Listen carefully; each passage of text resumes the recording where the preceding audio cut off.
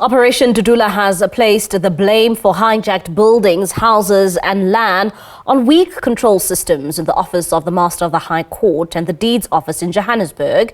The lobby group turned political party marched to government institutions to hand over a memorandum of demands calling for an investigation into alleged fraudulent letters of authority, which it says have rendered some South Africans homeless. Operation Dudula alleges the institutions are complicit in aiding criminal syndicates seeking to acquire and sell family homes in townships, land and buildings in the inner city. For more on this, we're now joined by Operation Dudula President Zandile Dabula, and she joins us via our video link.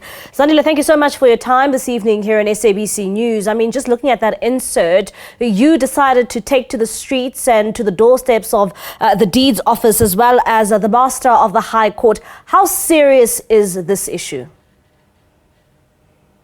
Good evening, and good evening to the viewers at home. Thank you so much for having us today. This is very serious, I must say, because this is a syndicate that involves officials in the Master's Deeds Office, police in our SAPS. It involves people in the bank, the auctions. So the list is endless, and these are a bunch of criminals who are actually taking advantage of the systems that are not even linking to each other. So now it is confirmed that the Deeds Office and the Masters of the High Court has no mechanism of verifying people that are claiming to be the owners of the property. It's even easier for people to even have your letters of authority. So you'd find your middlemen, your so-called touters, roaming around the Masters of the High Court, getting people to be actually selling those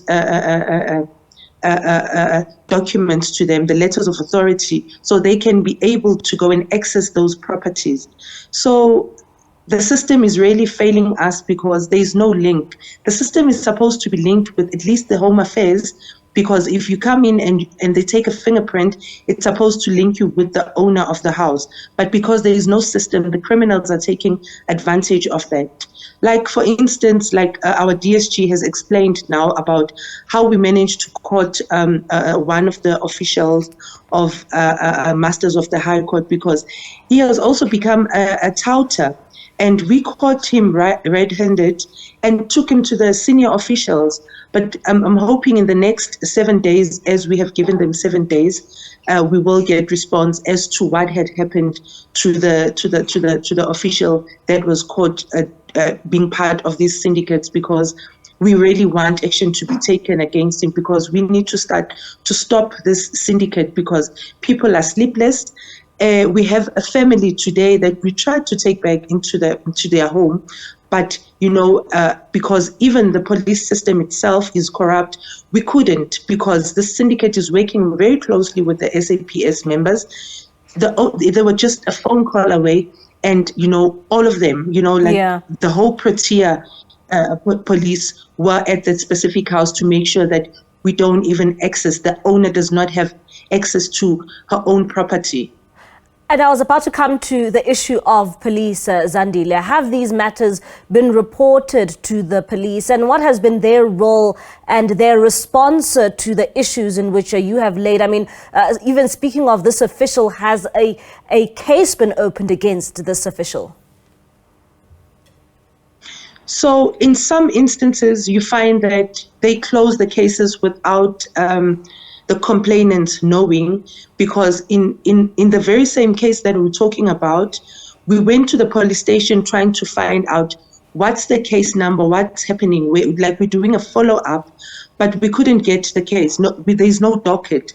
So this means after some time, they throw away the docket or whatever, a system that they use to get rid of that case, because this lady has been outside for 3 months now.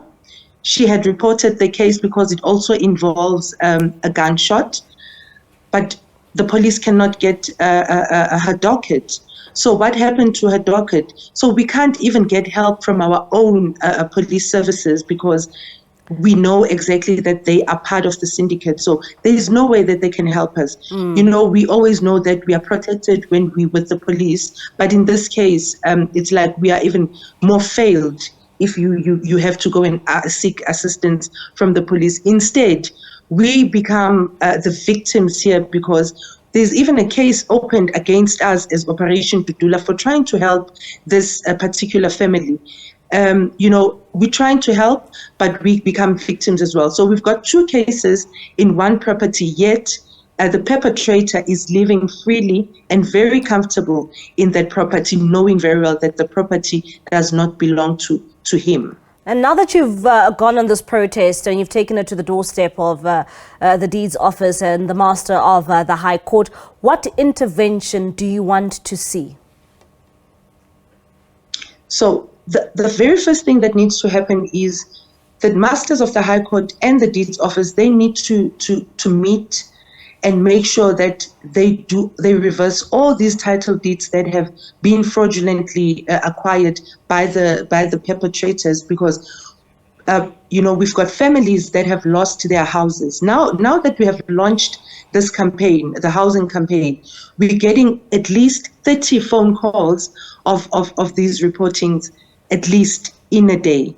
But obviously, we can't do all of them, so we attend at least 3 to 4 cases per day, trying to make sure that we reverse all the transactions, because some of them are claiming that they bought the properties at auctions. Some of them are claiming that they're still paying bond, but we also are required to say that if you're paying bond, then there should be a debit order that's going through your bank account.